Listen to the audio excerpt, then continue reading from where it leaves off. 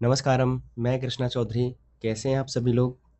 Remaining part को हम continue करते हैं। सेकंड पार्ट है अर्बन सोशियोलॉजी का और बहुत सारे इंपॉर्टेंट फैक्ट हैं और कुछ हैंड रिटन भी हैं। जैसे लास्ट में देखेंगे ये वाले आप, ठीक है? बहुत इंपॉर्टेंट है भाई, जेपी सिंह से बुक से मैंने लिए हैं। उसके बाद देखो एक बात है, पता नहीं सबके साथ सही होगी या नहीं होगी, लेकिन मेरा कुछ एक्सपीरियंस है कि जब भी कभी ज़िंदगी निराश करे ना, कभी भी सारी नेगेटिविटीज़ आपको घेर लें और कुछ भी आपकी लाइफ से प्रीसियस थिंग्स आपसे ना चीज़ें बाहर जा रही हों, टूट रही हों, दूर जा रही हों, तो पता नहीं बहुत कुछ करने को मन करता है। लेकिन सबसे बड़ा दोस्त ना पता है कौन होता है?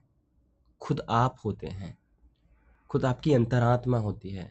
बस कभी बैठ के देखना, अपनी अंतरात्मा की आवाज़ सुन के देखना, भाई सब ठीक हो जाएगा। सबसे बड़ी रेमेडीज़ है। अगर आपका साथ छोड़ रही हो, एनवायरनमेंट आपका इतना टॉक्सिक हो, तो आपकी अंतरात्मा ना आपकी पॉजिटिविटी का सबसे बेस्ट सोर्स है भाई। सच बता रहा हूँ।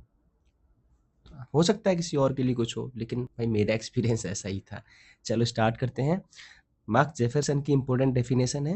ये क्या कहते हैं कि भाई नगरों का विकास नगरों से नहीं होता। कहाँ से होता है? गाँव से होता है। यही बात वो ये परिभाषा से बोल रहे हैं कि नगरों का विकास स्वयं नहीं होता, अपितु देहात माने गाँव उन्हें वे कार्य सौंपते हैं जिसे केंद्रीय स्थानों में संपन्न किया जाना आवश्यक है। बस इसी बात का जो मैंने समरी बताई थी ना कि भैया नगरों का विकास नगरों से नहीं होता है, नगरों का विकास गाँव के द्वारा होता है। और कैसे होता है? अरे गाँव में एक्स्ट्रा प्रोडक्शन होता है, उसकी वजह से फिर चीज़ें क्या होती हैं, एक्टिविटीज़ फॉरवर्ड होती हैं और नगर का विकास होता है। ठीक है? Urbanism as a way of life किसकी अवधारणा है? लुई वर्थ की अवधारणा है। उसके बाद में नगरीकरण के संबंध में, नगरवाद के संबंध में स्टार प्रिंसिपल किसने दिया है? हर्ड ने दिया है। प्लीज आप मेंशन करिएगा इसको। उसके बाद मैकेंजी ने देखो इकोलॉजिकल स्कूल ऑफ थॉट से हैं मैकेंजी साहब, नगर की स्टडी करने के लिए, अर्बन स्टडी करने के लिए। तो इनके अनुसार ना ये क्या कहते हैं कि भाई जो इकोलॉजी है ना, वो 4 प्रकार की चीज़ें हमें गिवन देती है, हमें देती है। कौन-कौन सी? देखो प्राथमिक सेवा देती है समुदाय को, कॉमर्शियल कॉमर्शियल चीज़ें देती हैं, फिर उसके बाद औद्योगिक कस्बा और उसके बाद में आर्थिक सुधार। ठीक है? तो 4 चीज़ें प्लीज़ याद रखिएगा। पिछली बारी बीपीएससी में मैकेंजी की डेफिनेशन पूछी गई थी असिस्टेंट प्रोफेसर के एग्जाम में। इस बार ही हो सकता है 4 चीज़ें आपसे पूछ ले उठा के। ओके? चलो। मैनुअल कैसेल्स की बुक है, बहुत इंपॉर्टेंट है, द अर्बन क्वेश्चन। एक तो ये बुक है, उसके बाद में एक और नीचे है the grass roots, city and the grass roots. बहुत इंपॉर्टेंट बुक है। कैसेल्स की दोनों बुक को आप प्लीज़ याद रखिएगा। और डेविड हार्वे की बुक है the condition of post modernity.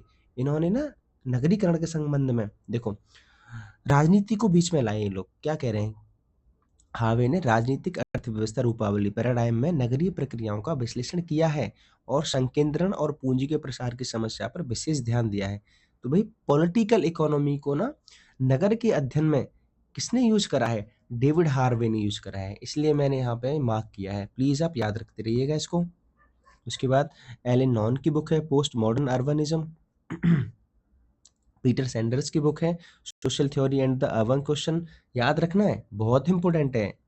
ऐतिहासिक तुलनात्मक अध्ययन देखो, हिस्टोरिकल कंपैरेटिव स्टडी। नगरों की स्टडी करनी है कि यार हिस्ट्री में कोई भी नगर, मान लो उज्जैन नगरी है, उसका इतिहास कैसा है। अब एक और नगरी है, दोनों नगरियों का ना एक, मान लो बनारस है और एक उज्जैन है, तो दोनों को इतिहास देख लेते हैं, दोनों की तुलना कर लेते हैं नगर की दृष्टि से कि नगर कैसे यहाँ बसा है। बस वही है इसका मतलब। ऐतिहासिक तुलनात्मक अध्ययन क्या है? ठीक है? तो इसमें से 2 इम्पोर्टेंट बुक है। घोष की बुक है the city and early historical India. First of all ये याद रखनी है। Second M S A Rao की बुक याद रखनी है आपको, ट्रेडिशनल अर्बनिज्म एंड अर्बनाइजेशन। ठीक है? सारी के सारी भाई ये कंप्लीट इनफ है ये अर्बन सोशियोलॉजी के लिए। उसके बाद में रॉबर्ट वी इंडेन की बुक है the city in pre British Bengal. Hamida Khatoon की बुक आ चुकी है urbanisation in urban centres under the Mughals. या फिर इस बुक को नहीं पूछता, वो सीधा वैसे पूछ लेता है बुक पूरा एक परिभाषा में ही कि भैया मुगल्स के बारे में स्टडी किसने करी नगरीकरण के संबंध में? तो आंसर क्या आएगा? हमीदा खातून नकवी। ठीक है। एंटोनी डी किंग की बुक है colonial urban development, culture, social power and environment, ये याद रखनी है। इसको राम आहूजा से मत, सॉरी रंजीत गुहा से मत इसको कंपेयर कर लेना, कहीं कंफ्यूज हो जाओ। उसके बाद सतीश सबरवाल की बुक है Indian urbanism, socio historical perspective, और मीरा गोस्वामी की भाई याद रखनी है the 3 colonial port cities in India. ठीक है, 3 colonial port cities of India, और तीनों पोर्ट कौन कौन है? Madras city, Bombay city and Calcutta. तीनों सिटीज के भी नाम आप याद रखने हैं। ठीक है, मद्रास, बम्बई और कोलकाता। देन जॉनी ब्रस की बुक का नाम याद रखना है मॉर्फोलॉजी ऑफ इंडियन सिटीज। क्या है? Morphology of Indian cities. ठीक है। N V Sovani urbanization and urban India, urbanization and urban India. Ashish Bose की बहुत इंपॉर्टेंट बुक है urbanisation in India. Ashok Mitra की भी आप जनरल याद रखेंगे, a functional classification of towns in India. देखो निर्धनता, अब बात करते हैं निर्धनता क्या है। देखो पॉवर्टी क्या है यार, 2 प्रकार से डिफाइन की गई है ऑफिशियली। थोड़ा सा भी वैसे समझोगे तो ये पाएगा कि जिसके पास खाना नहीं है, बेसिक नीड्स को अगर कोई व्यक्ति पूरा नहीं कर पाता है, तो वो क्या है? वो क्या है? एब्सोल्यूट पॉवर्टी है। देखो 2 प्रकार की पॉवर्टी बताई गई है हमें। एक तो क्या है, जस्ट ए सेकेंड, एक तो एब्सोल्यूट पॉवर्टी है, ओके, एक है एब्सोल्यूट पॉवर्टी, दूसरा कौन सा होता है यार? एक तो निरपेक्ष होता है और एक सापेक्ष होता है, एक रिलेटिव पॉवर्टी। इसमें क्या होता है? देखो यहाँ एब्सोल्यूट का मतलब होता है भाई कुछ नहीं, इनके पास कुछ ही नहीं है, मतलब ना तो रोटी है, ना कपड़ा है, ना मकान है। ओके, तो भैया ये नहीं किसी की पूर्ति कर पाते। रिलेटिव पॉवर्टी क्या है? भाई इनके पास में रोटी है, कपड़ा है, मकान है, लेकिन इनके पास में घी शक्कर नहीं है। समझ रहे हो तुम? रोटी कपड़ा मकान तो खा रहे हैं, दाल चावल तो खा रहे हैं, लेकिन इनके पास में बढ़िया वाली रोटी नहीं है, मतलब घी शक्कर नहीं है। अरे यार, सामने वाले इंसान के पास घी शक्कर है और मेरे पास घी शक्कर नहीं है, मेरे पास दाल रोटी है, तो मैं तुलनात्मक रूप में मैं सामने वाले से गरीब हूँ। तो वो कौन सी पॉवर्टी है? वो रिलेटिव पॉवर्टी है। बात क्लियर है आपको यहाँ से? ठीक है।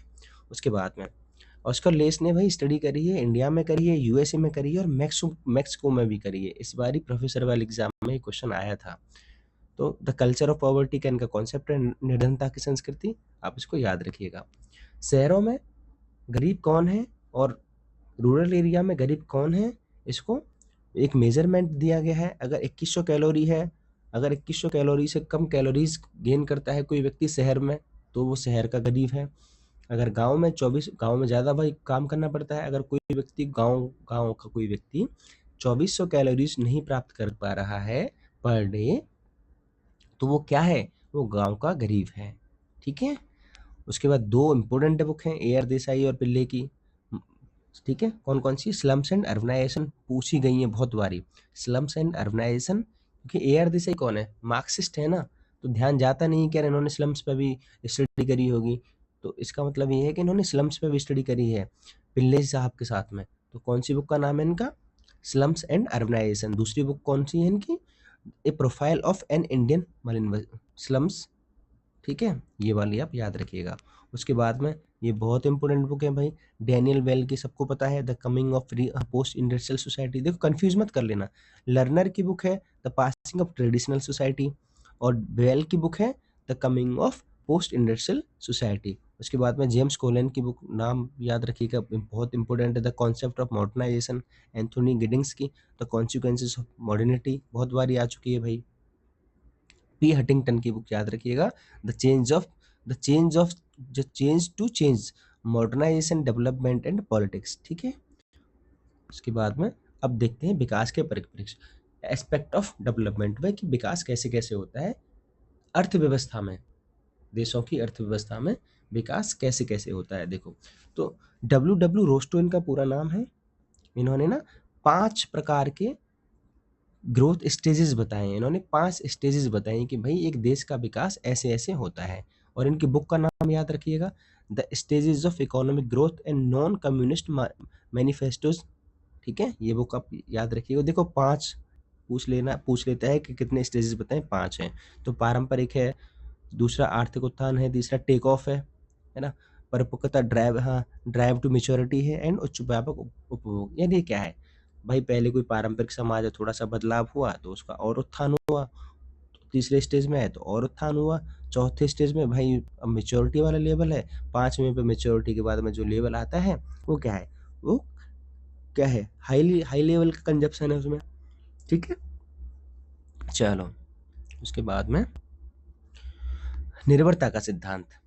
देखो निर्भरता का सिद्धांत क्या है, डिपेंडेंसी थ्योरीज क्या है, थोड़ा सा इसको बेसिकली समझ लो। देखो 3 प्रकार की कंट्रीज होते हैं यार, कितने, 3 प्रकार की। एक तो विकसित होती है, जैसे यूएसए हो गया, यूरोप हो गया, ओके। डेवलप्ड, तो डेवलप कंट्री है, एक डेवलपिंग है, और एक, ठीक है, एक तो डेवलप्ड है, ये तो यूएसए, यूरोप हो गया।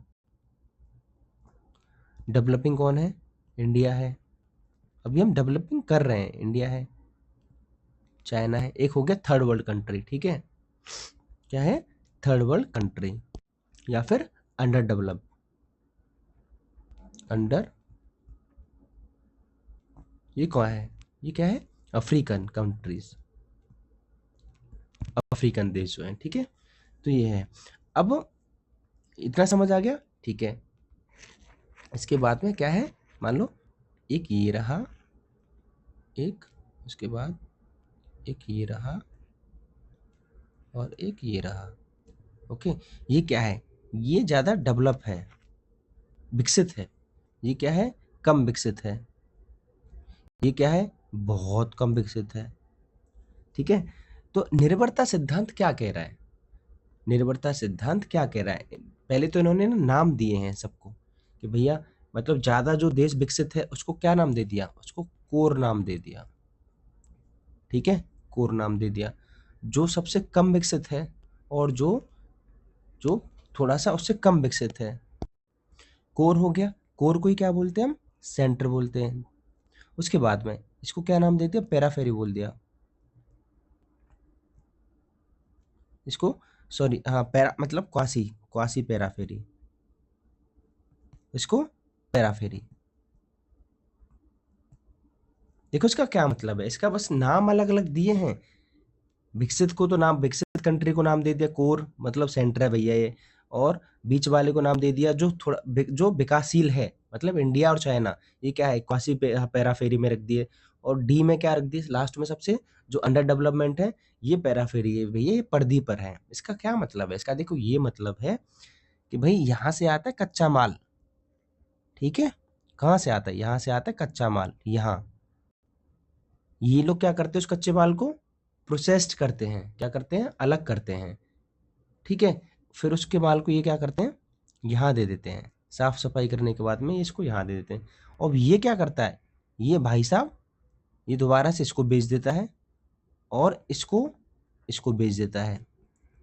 तो ये समझा रहे हैं हमें आंद्रे गुंद्रे फ्रैंक हो, या फिर सामिर अमीन हो, या फिर वॉलर स्टीन हो, अभी नीचे आएगा सिद्धांत, चिंता मत करो, बस ये समझ लो यहाँ पर कि ये कह रहे हैं कि भाई भैया जो जो विकसित देश हो गया है ना, यूरोप और अमेरिका, है ना, यूरोप कॉन्टिनेंटल में सारे के सारे जो देश हैं, और जो यूएसए में, जो यूएसए है पूरा का पूरा, कि ये भैया कच्चा माल लेता है और बाकी लोगों को वो बेचता है, क्या करता है, ये इन दोनों देशों को बेचता है, ठीक है। ये फिर क्या करता है, ये बीच वाला देश क्या करता है, ये भी इसको क्या करता है, तीसरी देश को बेचता है, इसको जो कम विकसित है, ठीक है। तो ये क्या है, ये बता रहे हैं कि भैया ये नया कॉलोनिज्म है, एक नए उपनिवेशवाद की शुरुआत है, जो डायरेक्ट तो नहीं है लेकिन इनडायरेक्ट है।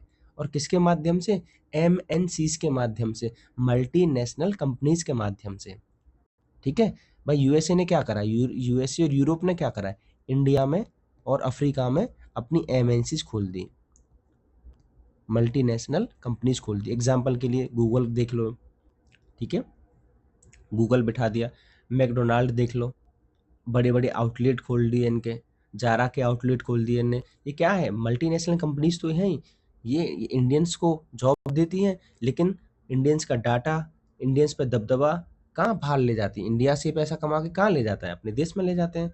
तो क्या है, न्यू कॉलोनिज्म का ईरा है। तो बस इसके पीछे यही समझाना मुझे समझाना था, ठीक है। अब बात करते हैं कि कॉन्सेप्ट की जो एग्जाम में आता है। तो डेविड मैक्लीलैंड की बुक का नाम याद रखना भैया, द अचीविंग सोसाइटी, कंफ्यूज मत कर लेना है इसको, ठीक है। डेविड मैक्लीलैंड की बुक है द अचीविंग सोसाइटी। उसके बाद में डॉस सेंटोस का थोड़ा सा इसके ये वाला याद रखना कि निर्भरता एक ऐतिहासिक स्थिति है जो विश्व अर्थव्यवस्था को आकार देती है, ना कि इसको एजी फ्रैंक से आप मिला लेना, है ना। ये परिभाषा है डॉस सेंटोस की कि निर्भरता एक ऐसी ऐतिहासिक स्थिति है जो विश्व अर्थव्यवस्था को आकार देती है, जो पूंजी के अंतरराष्ट्रीयकरण में निहित है। क्लियर कट है आपको, ठीक है। तो देखो नीचे यही बताया गया है कि केंद्र प्रति महानगरीय उपग्रह, बस यही बताया गया है, ठीक है। चलो अभी नाम याद रखिएगा आप किसका, एजी फ्रैंक की बुक है dependency is dead, long live dependence and class struggle, okay. उसके बाद में समीर अमीन का ये भी है class and Nations historically and the current crisis. दूसरी बुक है D linking towards a polycentric world. दोनों बुक याद रखिएगा, किसकी, समीर अमीन की, और एक क्या है, आंद्रे गुंदर फ्रैंक की बुक है, ओके। चलो अब एजी फ्रैंक ने क्या, एजी फ्रैंक ने एक सिद्धांत दिया समझाने के लिए कि भैया अर्थव्यवस्था कैसे होती है, कैसे अर्थव्यवस्था चलती है। तो एजी फ्रैंक की बुक, हाँ सॉरी बुक का नाम नहीं, इनकी थ्योरी का नाम क्या है, डेवलपमेंट, नाम इसी नाम से पूछा जाता है, डेवलपमेंट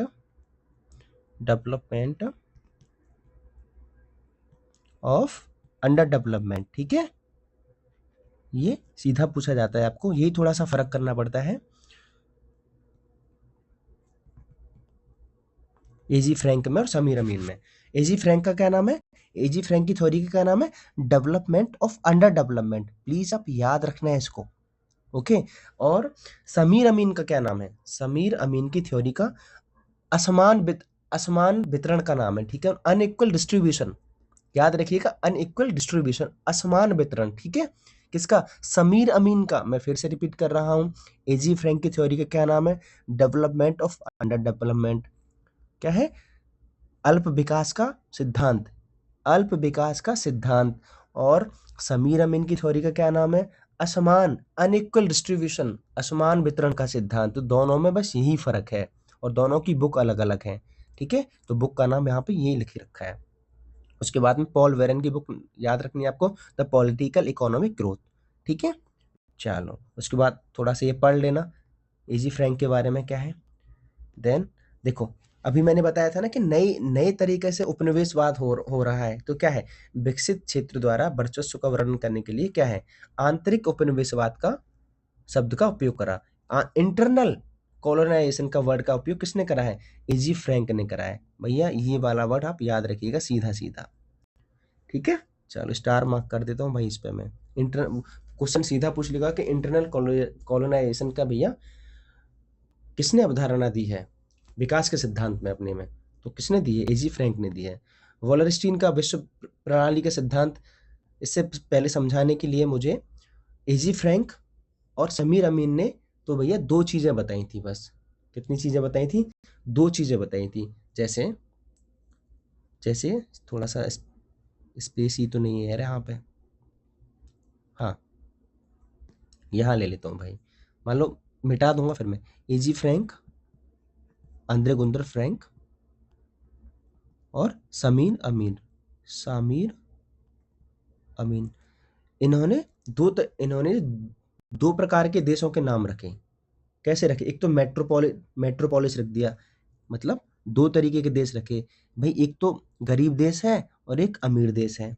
क्या है, एक है गरीब देश, एक है अमीर देश। ये टर्मिनोलॉजी भी पूछी जाती है।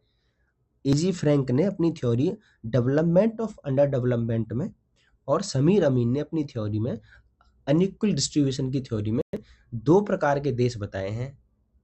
यहाँ तक बात क्लियर है, कौन कौन से बताए, उनका नाम अलग अलग रख दिया है। कैसे रख दिया है, एक एक तो गरीब देश का नाम रख दिया है सैटेलाइट देश, और अमीर देश का नाम रख दिया है मेट्रोपोलिस देश, ओके। एक का नाम रख दिया है, एक का नाम रख दिया है क्या, मेट्रोपोलिस, एक का नाम रख दिया है सैटेलाइट, ठीक है। अच्छा उसके बाद में वॉलरस्टीन ने विश्व प्रणाली सिद्धांत में 3 प्रकार के देश बताए हैं। कितने प्रकार के? 3 प्रकार के देश बताए हैं। और कौन-कौन से? जो मैंने यहाँ अभी आपको ऊपर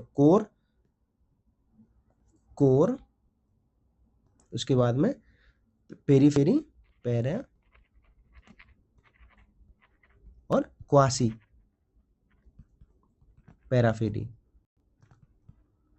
अरे यार, केंद्र, पैराफेरी मतलब परिधि, क्वासी पैराफेरी अर्धपरिधि। याद रखेंगे इस चीज को। वॉलरस्टीन ने 3 प्रकार के देश बताए हैं। एजी फ्रैंक और समीर अमीन ने 2 प्रकार के देश बताए हैं। ठीक है, एजी फ्रैंक ने कौन-कौन से, एजी फ्रैंक और समीर अमीन ने कौन-कौन से बताए हैं? सैटेलाइट और मेट्रोपोलिस। मेट्रोपोलिस माने जो विकसित है, और सैटेलाइट जो बहुत गरीब है। उसके बाद में वॉलरस्टीन ने 3 प्रकार के बताए हैं। कोर जो सबसे ज्यादा विकसित है, पैराफेरी जो कम विकसित है, और क्वासी पैराफेरी मतलब बहुत गरीब है। इतना सा फर्क समझ आ गया आपको? नहीं आया? ये लिख लेना कहीं पे भी। ओके, चलो। वॉलस्टीन ने पूंजीवादी प्रणाली का विश्लेषण करते, देखो यहाँ पे लिखा भी है आपको, ये लिखा है यहाँ पे, केंद्र है, परिधि है और अर्धपरिधि है। 3 स्तरीय प्रणाली को प्रस्तुत किया। और नीचे ये भी लिखा है, देखो, चलो ये बढ़िया है, नीचे लिखा पा गया। समीर अमीन ने विश्व प्रणालियों को 2 क्षेत्रों में विभाजित करा है। कितने में? 2 क्षेत्रों में विभाजित करा है। कौन कौन से में करा है? सैटेलाइट और मेट्रोपोलिस में करा है। ठीक है, अनइक्वल डेवलपमेंट, देखो अभी मैं बता तो रहा था, unequal distribution and unequal development, तो कौन बात करता है? समीर अमीन बात करते हैं। ठीक है, और एजी फ्रैंक इसकी बात करते हैं, डेवलपमेंट ऑफ अंडर डेवलपमेंट। भाई 4 से 10 बारी मैं क्यों रिपीट कर रहा हूँ इस बात को? यही क्वेश्चन आता है और फंस जाते हैं हम, कि समीर अमीन ने क्या बोला था, एजी फ्रैंक ने क्या बोला था, और वॉलरस्टीन ने अपने विश्व व्यवस्था सिद्धांत में क्या बोल दिया था। और सीधा क्वेश्चन ये भी पूछ लिया जाता है कि विश्व व्यवस्था सिद्धांत किसने दिया, कौन देता है? तो वॉलरस्टीन साहब देते हैं। ओके, चलो। Accumulation on a world scale, ये बुक का नाम है। Accumulation on a world scale book का नाम है। और किसकी बुक का नाम है? समीर अमीन की बुक का नाम है, लिखा है नीचे यहाँ पे। ठीक है, तो बस आपको ये बुक याद रखनी है। उसके बाद में ये सारी बुक, ये जो मैंने यहाँ पे लिखी है ना, ये सारी बुक आपको याद रखनी है भाई। देखो, एमिन्यूअल वॉलरस्टीन की बुक है, जो विश्व व्यवस्था सिद्धांत में देते हैं, unequal exchange study of the imperialism. ठीक है भाई। डॉस सैंटोस की बुक याद रखनी है, the structural theory of imperialism. Paul वेरो की बुक याद रखनी ही पड़ेगी, the political economic of growth. इस बुक को डब्ल्यू रोस्टी की बुक से मैच मत कर लेना, मिसमैच।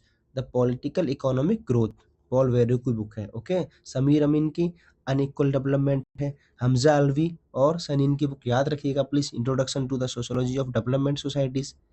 ठीक है, बहुत इंपॉर्टेंट बुक है। आंद्रे एजी फ्रैंक की sociology of development, sociology of development and underdevelopment. ठीक है, उसके बाद में महबूब हक की याद रख सकते हैं, reflection on human development.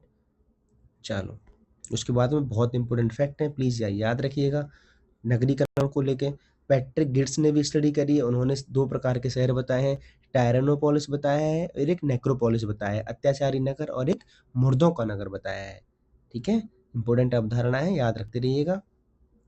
David Harvey की 3 बुक हैं, तीनों याद रखनी है और कॉन्सेप्ट भी याद रखना है आपको। पहली बुक कौन सी है? Social justice and the city, social justice and the city. Second book क्या है? The urbanisation of the capital, the urbanisation of the capital. तीसरी बुक क्या है? द अर्बन एक्सपीरियंसेस, क्या है? The urban experiences. कॉन्सेप्ट दिया है इन्होंने अर्बन रिसाइकलिंग का, कॉन्सेप्ट भी आपको याद रखना है। रूथ ग्लास का कॉन्सेप्ट क्या है? Urban gentrification, urban gentrification. यार बहुत बड़ा मुद्दा है जेंट्रिफिकेशन का। क्या होता है, मान लो शहर का कोई गंदा गंदा हिस्सा है, कोई शहर का गंदा हिस्सा है, और वहां पर भाई आपको पता है गंदे हिस्से में कौन रहते हैं? स्लम्स रहते हैं, गरीब लोग रहते हैं। ठीक है, तब जेंट्रिफिकेशन के नाम पर सरकार क्या करती है भाई? उनको वहां से उखाड़ फेंकती है, ताकि उस जगह का सौंदर्यीकरण करा जा सके। और जब लोग वहां से उन लोगों को जो भगा देती है ना गवर्नमेंट, तो भाई उनका कोई हट जाना बढ़ जाना नहीं देती है, लोग फिर कहीं ना कहीं आश्रय लेते हैं।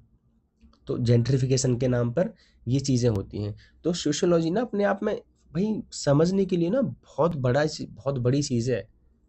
ठीक है, तो ये समझ आया ना अर्बन जेंट्रिफिकेशन क्या है, किसका कॉन्सेप्ट है? रूथ ग्लास का। बहुत इंपॉर्टेंट है, बहुत पूछा जाता है भाई। अर्बन कम्युनिटी शब्द को सबसे पहले यूज किसने किया? पार्क एंड वर्गस। ठीक है, रॉबर्ट इजरा पार्क और वर्गेस ने किया है, याद रखना आप। क्लिफोर्ड शॉ, इनकी बुक का नाम क्या है, द जैक रोलर, ठीक है। उसके बाद में नगरों को कलेक्टिव कंजप्शन किसने कहा, मैनुअल कैस्टल ने कहा है।